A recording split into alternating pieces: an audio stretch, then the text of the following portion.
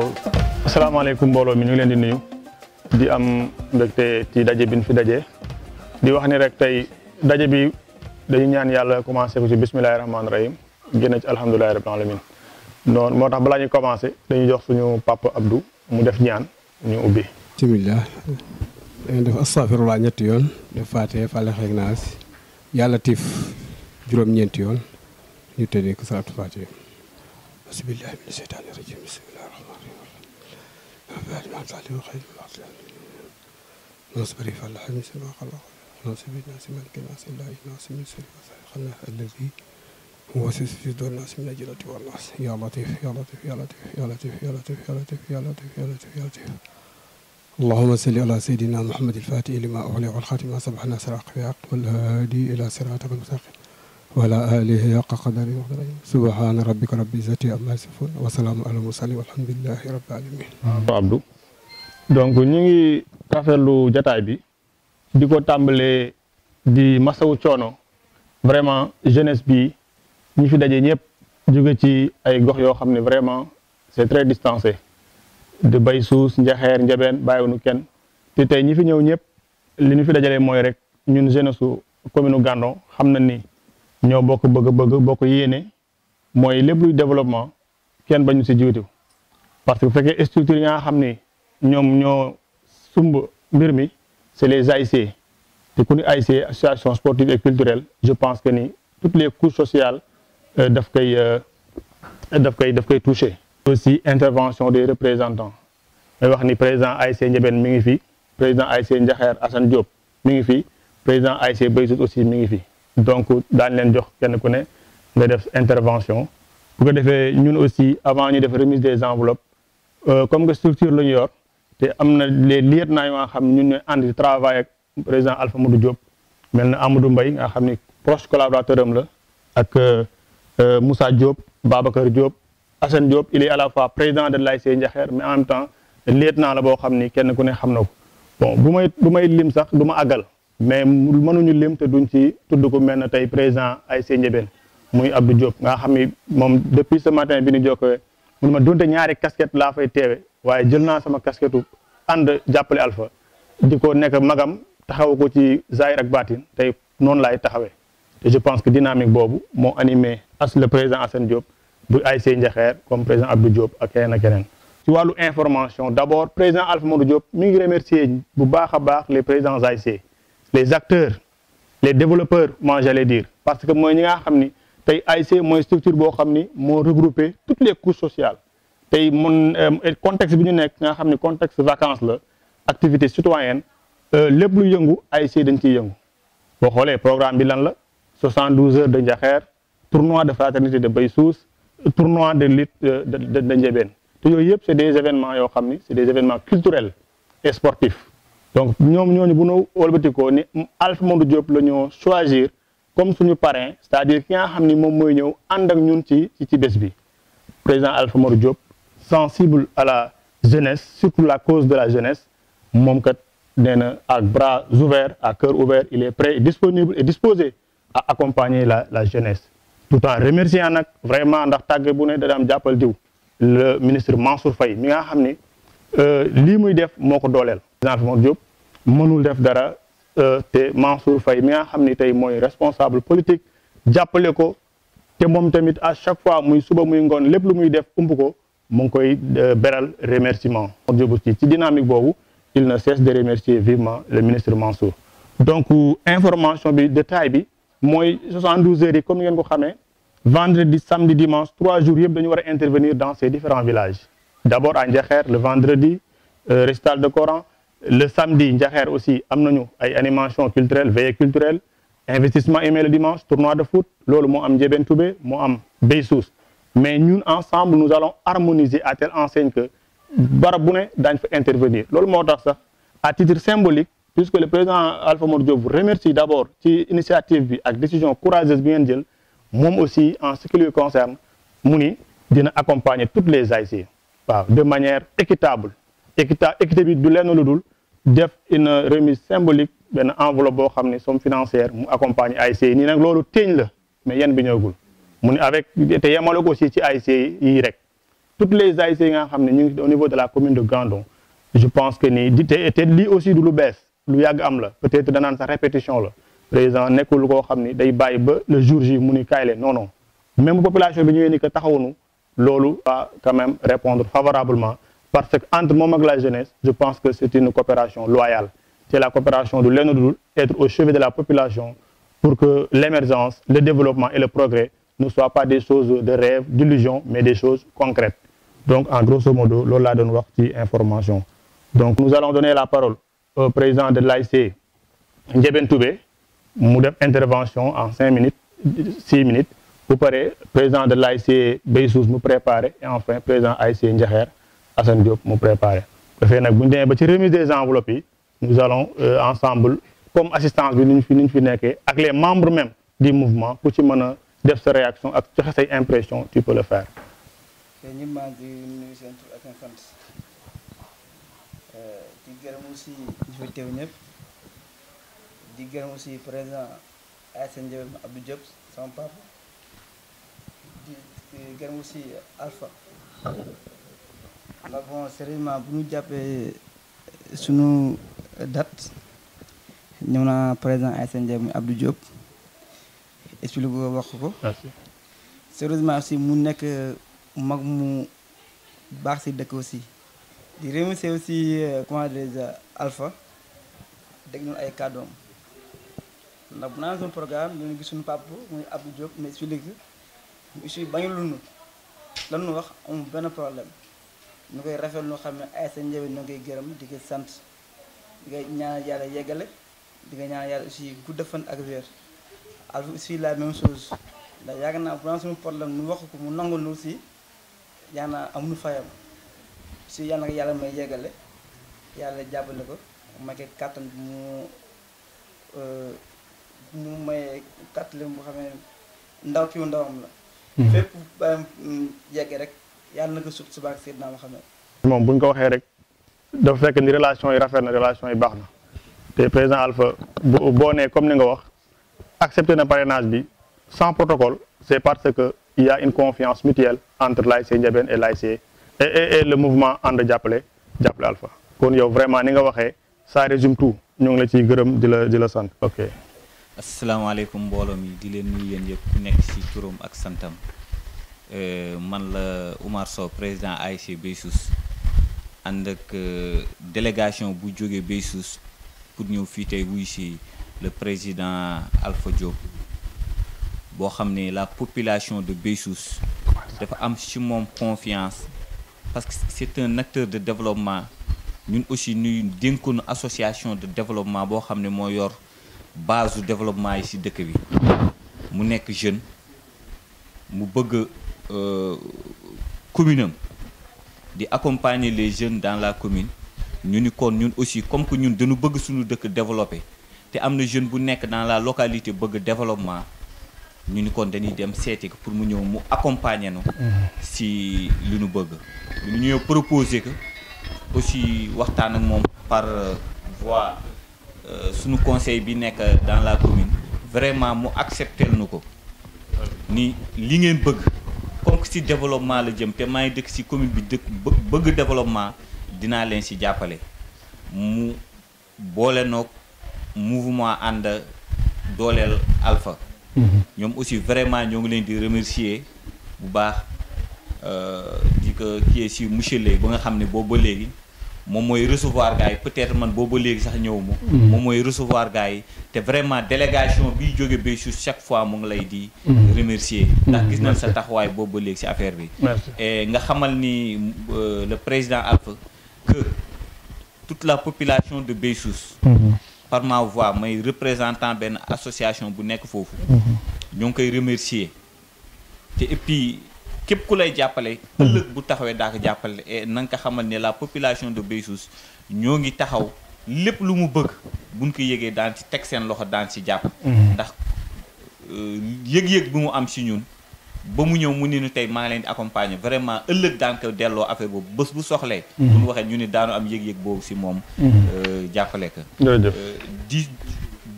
profiter occasion aussi di ñaax sama moromu association yi nekk fii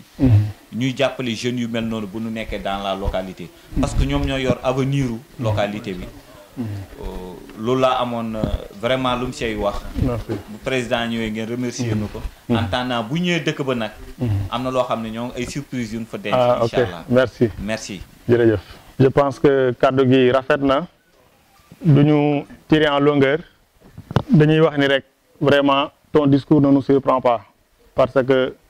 connaissant votre bonne foi parce que bi ngeen di traité ak le président Alpha ñun récemment bi ñu ko yëgee yàggul mais sérieusement keroog bi mu joxee son aval keroog bi ñu defee atelier comme li nga wax les gens sont venus de manière responsable avec un projet de budget bien défendu chose pour laquelle il n'a pas hésité non seulement pour accepter le parrainage mais aussi approuver le projet et je pense que loolu mooy li ëpp solo ci liggéey mooy li ma wax léegi rek dynamique bi ñu waxee ci Ndiébène par la voix de Alnia donc lii c'est un contrat de confiance bi nag li koy gën a tax mu pérenne mooy action yu mel nii li ma gën a jàpp ce discours surtout la reconnaissance l'engagement mais par rapport ak ni nga waxee ni il y a d'autres surprises qui nous attendent nous aussi à notre niveau du lu yam ci parrainage tournoi de football mais d'ici peu nous quand même pouvons augurer un lendemain meilleur donc merci dañuy jàll ci le président Assane Diop le président de l'ASC Ndiakher qui est en train d'abattre un travail colossal à Ndiakher. Maaleykum. Je me nomme Assane Diop, président ASC Ndiakher. En même temps nekk membre ci mouvement ànd jàppale président Alpha. Bon ñëw fii tamit vraiment ci délégation bu xaw a yema may moo xam ni jóge na Ndiakher. Yàlla def ñu ànd ak le président du commission finance Mamadou Diop ak le président commission culturelle Arona Diop ak Omar Diop en même temps léegi dafay sol double casquette. Oui. en membre bokk ci mouvement bi mais en même temps vice-président de l'ASC. ñëw fi tamit vraiment ñëwin bu nga xam ne ñëwinu mbégte la. ndax ki nga xam ne tey mooy le président Alpha. nekk jeune bu dynamique nekk ci vraiment du ma ni sax commune Gandon mais arrondissement de Raw di ci def liggéey bu am solo yàlla def di ci ànd ak sunu ministre xëy na sous le compte tout récemment même pas 2 semaines benn session municipale waxtaan naa seeg le ministre vraiment ci par rapport ak effort bi nga xam ni ku mel na moom mi ngi def ci arrondissement bi dafa jaadu mu am récompense politique comme ni ñu koy defee ci yeneen leaders yi nga xam ne ñoo nekk au niveau du département de Saint-Louis. tout récemment Diaw bi nekkoon Kourous ak Babacar Gaye bi nga xam ne démb def na ko PCA donc mu ni ma il va rectifier le tir te ba ma koy wax boobu sax Diaw falogul comme poste bi mu ko jox donc jàpp naa ni effort bi nga xamee ni Alpha mi ngi ciy def di ko multiplier ci arrondissement bi. donc jàpp naa ni bisa ngi ñëw incha allahu rabbi le ministre dana ko récompenser te loolu lu ma gëm la. bon ma gis ni tamit à Ndiakher vraiment ñun ñoo fa nekk ñoo ne ci ASC bi ñoo ne ci politique bi donc ñu am relation bu mat sëkk ak le ministre yàlla def Alpha wëlbati ku nekk suñu cousin ñu gis liggéey bu rafet bi muy def donc dafay jaadu ñu boole les forces jéem ko jàppale te dëkk bu nekk mel na Ndiakher dafa nekk dëkk bu nga xam dafa am solo ci wàllum politique ndax dëkk la bu nga xam ni opposition moo ko daan gagné lu ci ëpp te je parle sous le contrôle de l'œil je crois que jamono bi nga xamee ni ñoo ngi woon ci yeneen tendance je crois que loolu lu nu sentiroon la mais bi nu waxtaanee ak ministre ba ñëw fekk Alpha tamit ci waar bu muy liggéey je crois que résultat yii nga xam ne tey moom la Ndiakher def ci élection présidentielle yi je crois que résultat la boo xam ne mosul am ci histoire politique gu Ndiakher donc bu ñu ñëwee war a ànd ak Alpha ci échéance yii ñu jëm gëm naa ni baye boo mu tëdd nelaw ndax ñun ñooy Ndiakher bii ñu ko jox man moom ci discours am dafa ne ma même boo ma tàggul woon forcément ni da nga may parrainer dama koy jël effectivement donc nit ku mel noonu di xalaate foofu donc kooku dañ ko war a mën a remercier sant ko bu baax a baax vraiment ci effort bi te je crois que muy Ndiakher muy Baysus muy Leb muy Ndiébène je crois que ñun ñëpp ndax tamit nit bu lay defal lu baax tamit da nga ko war a rendre la monnaie ñun ñëpp bu lii passé nañu gën a jéem ko jàppale ndax tamit mag buy naan café mag buy naan ndox mu tàng suukar saa tax. je crois que ñun ñëpp tamit vraiment lii nga xam ne def na ko ñun tamit nañ ko ci jàppale bu baax a baax. au retour vraiment mu doon partenariat bu solide. di remercier encore staff bi nga xam ne nag vraiment ñoo ngi def depuis lors liggéey bu am solo ci gannaaw Alpha. muy ñoom lay. muy sama grand bële quoi macha allah Mbaye. tonton Moussa ñoom Karo ak ñeneen ñi nga xam ne sax xëy na dañoo am empêchement. te ñëwuñu vraiment ñooñu ñëpp maa ngi leen di sant bu baax di leen gërëm jërë ngeen jëf. merci. salaamaaleykum mbokk yi maa ngi leen di nuyu yéen ñëpp seen tur ak seen sant di nuyu képp nga xam ne ñëw nga fi jóge si dëkk yi ñetti dëkk yi. maa ngi leen di nuyu di leen dalal. di wax ni affaire bi nekkul lu nga xam ne c'est la première fois. man maay président ASC Ndiébène mais tey jii représenté dama jël sama ndombal tànk ASC teg ko fële. tey Alpha laa fi toogal. ndax moo ko jar. xam nga bu ñu nekk fii di wax si li mu def duñ fi jógee. toujours dama koy wax rek dañ koy ñaanal yàlla na am mujj bu rafet. amiin yàlla bu cat man ci moom dara. yàlla bu mu nekk golo di bay baabun di dund. moom laa leen di wax toujours ñu koy éviter. Alpha mi ngi liggéey ci dëkk bi lu nga xamee ni ci dëkk yi. gisuma ko fi liggéey as tuuti li mu am si néew mi ngi ciy bokk nit ñi. am na ñu ko ëppale fuuf. ña nga toog seen roq. moom li mu am daf ko bokk nit ñi. bi ma booy bee Alñang sama doom bee bi mu ñëwee moom mooy président d'organisation bi ma waxee ni ma dañu bëgg a pare na Alpha lan laa ko wax dama ni ko non non man dama ko rejeté. lu tax parce que dafa sonn. dama gis lu muy def. Mbaye Gueye ni ma loolu xalaatoo ko sax daf koy jël bi ma ko waxee Alpha ni ma loolu du xalaat. billahi lazi la ilaha ma nga ne dama ko rejeté woon. ndax tellement dama gis ni mu sonn. man dama dem ba mu jógee dama tii dama ne est-ce que Alpha ñun daan ko fay borom. actuellement ñun ñoo ko ameel de ñun ñoo ko ameel même mu ameel tuñu dara deseelu tuñu dara. néew na dëkk booy dem te loxoom dugg fa. et pourtant am na ñu ko ab ëppale téeméer yoon defuñu ko moom il est toujours présent. kon nag dañuy ñaan yàlla bu mu ñu gën a nekk gor. bu mu ñu gën a nekk gor. tey bi tey Alpha ñun ñoo ko ameel de mais moom desalatuñu dara. noonu wane suñu bopp nañu wane ni Alpha parce que Alpha joxuñu ko dërëm mu dugal ko si këram. joxuñu ko dërëm mu dugal ko si daf ko mun ko jox nekk bokk na ak dëkk bi. amul kenn ku mos pare na Alpha rejeté ko mosu am. bu fekkee am na wax. amul li muy def si dëkk yi mën naa waat ci magu yàlla ni kenn defu ko fi. bu fekkoon ne noonu calculé pare naa tey jii ma ni moom moo nekk en tête. amul ku mu fi xel xaar et pourtant am na ñu ko ëppale téeméer ñu fi nekk ku amul dara di la defal yaakaar naa ne bu amee. doo am looy tiit. te li ma gën a neex ci moom da ngay ñëw ku respecte responsable la ku respecté ñi mu àndal la. booy dem di wuti si moom dara dafa lay delloowaat sa dëkk bi ne am na responsable bu fa nekk dama nga waxanteeg moom. loolu mu nekk lu nga xam ne lu yombul. ngay pare nga dem ci moom mënoon nga dem ci moom direct mais daf naa la dellul am na ku ma fa toogal demal nga waxanteeg kooku. kon nag kóllëre mënul passé lii. asalaamaaleykum mbooloo mi di leen nuyu yéen ñëpp seen tur ak seen sant di wax di nuyu président ASC Ndiébène président ASC Ndiakhère ak président ASC Boy Suus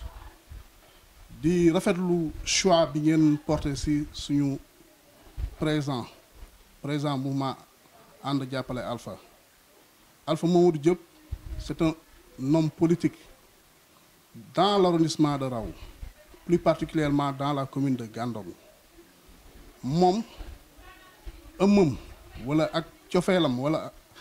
defam yëpp arrondissement Raw commune Gandon moo ko tax a jóg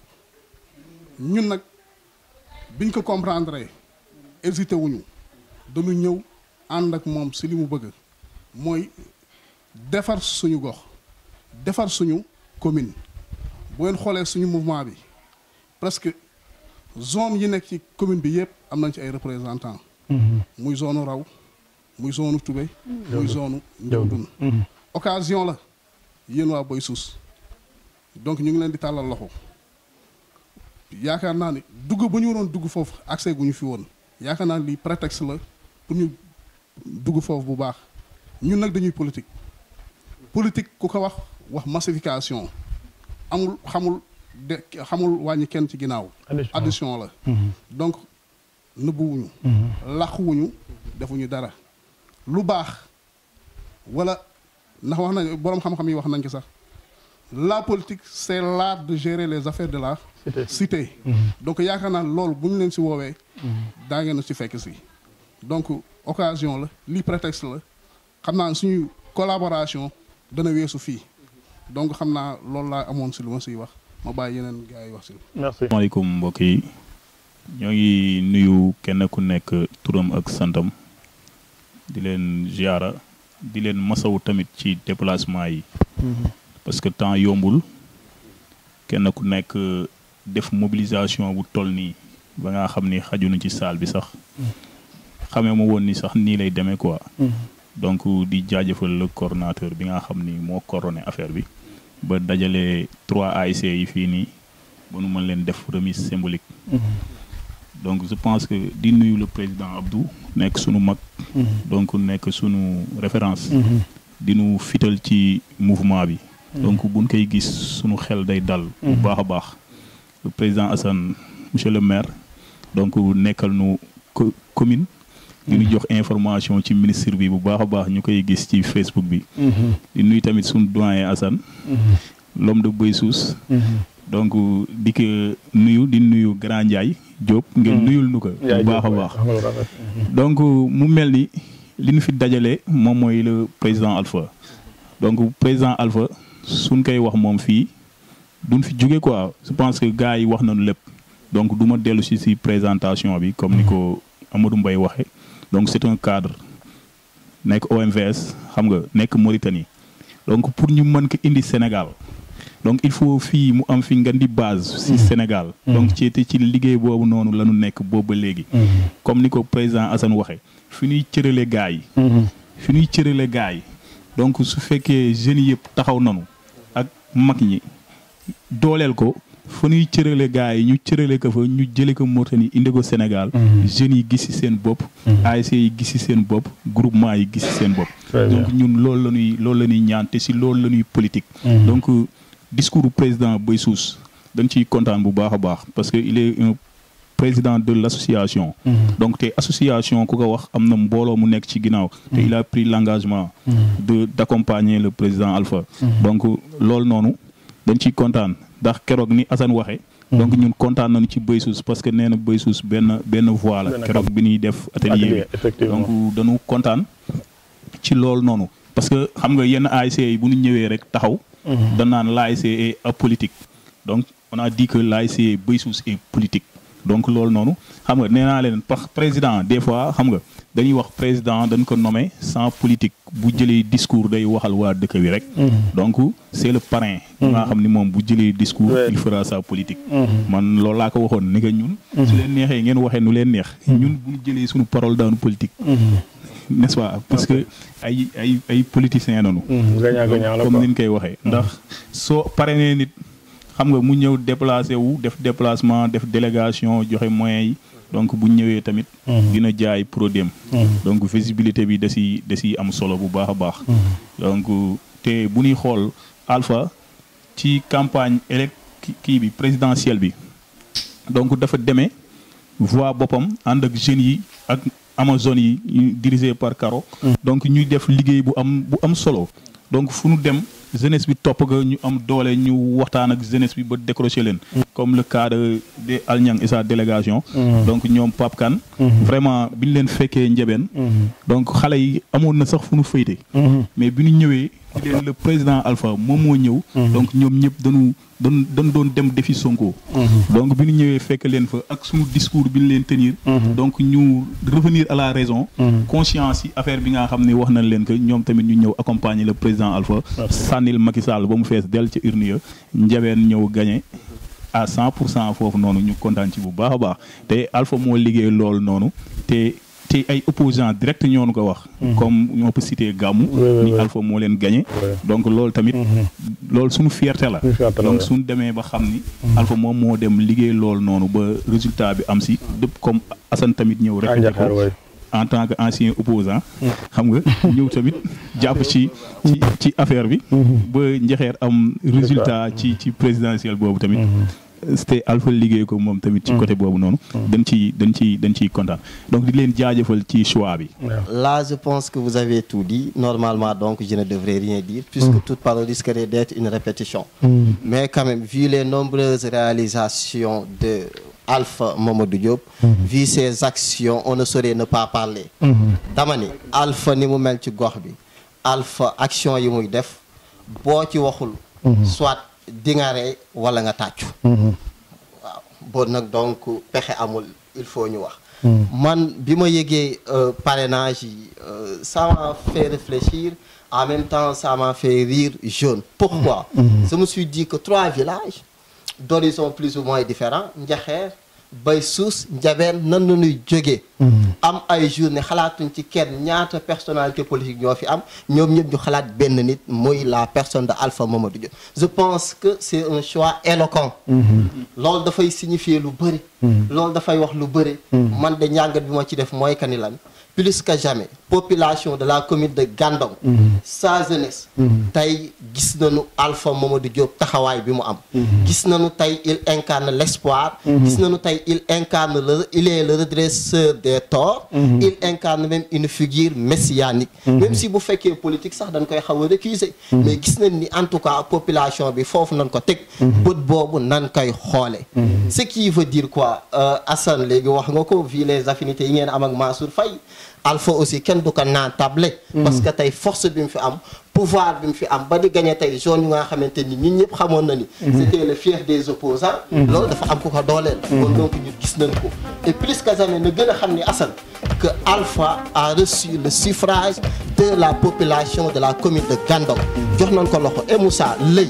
Amadou vous êtes de la zone ce qui n'était pas du tout habituel fii tey dañ koy wax zone Toubé li gënoon jafe mooy que ni nit ñëpp booloon yow la rawatina une jeune un jeune autant pour moi ñun ba nu juddoo ba tey ay mag nañ fi doon fekk sunu maam Papa Alpha ay Abbas ay voilà et cetera pour ne pas dire le reste mais tey un jeune et tout le monde s'organise autour de lui ah man de c'est la première fois ma gis que ça montre simplement encore une fois il a gagné ici le pari de l'unanimité. Merci.